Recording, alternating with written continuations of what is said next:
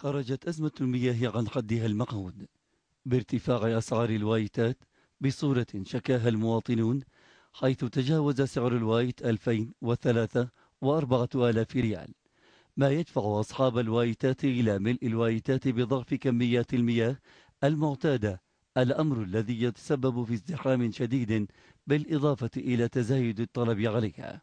نحن نعاني من الديزل في العام الماضي وحتى الآن معاناة كبيرة من الغلاء في الوقت الحاضر، ومن قبل شهرين أو ثلاثة من عدم وجوده. نتابعه في الشوارع، نتابعه في الأسواق السوداء، نتابعه كذا.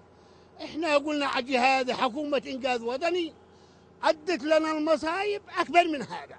وضع يعزوه أصحاب الوايتات إلى غلاء الديزل والمشتقات النفطية، ما ينعكس بدوره على ارتفاع أسعار المياه، وإضافة إلى الانقطاعات الطويلة للكهرباء التي تشارك بدورها في تفاقم المشكلة.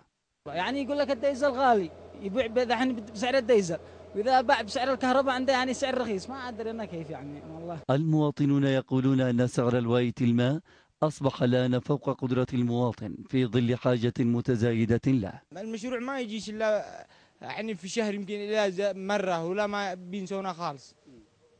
يعني نواجه صعوبات كثيرة. أزمة الديزل وانقطاع الكهرباء وغلاء الأسعار ثالث خطر يتهدد المواطن الذي لا يدري إلى من يشكو وبمن يستجير سوى وجه رب كريم.